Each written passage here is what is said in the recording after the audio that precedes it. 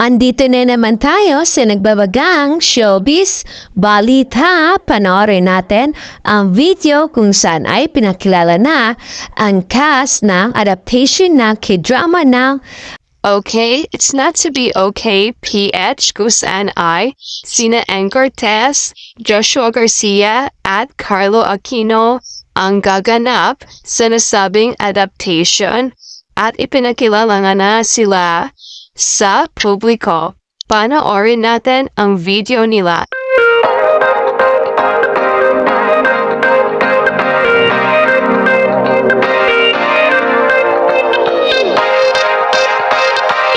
Naging trending nga ang mga cast ng adaptation ng Okay, It's Not to Be Okay ng Pilipinas kung saan ay ipinakilala na kung sino ang mga celebrity gaganap.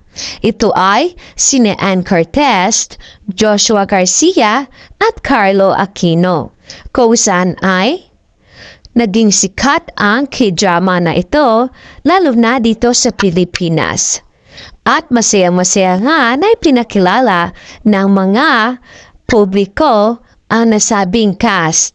At masayang-masaya nga si Ann Cortez dahil siya ang napili sa nasabing cast. At si Joshua Garcia naman ay masayang ibinahagi ang nasabing balita.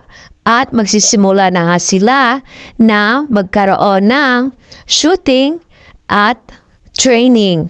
May mga fans ding nadismaya dahil si Ann Cortez daw ay matanda na para i-partner kay Joshua Garcia.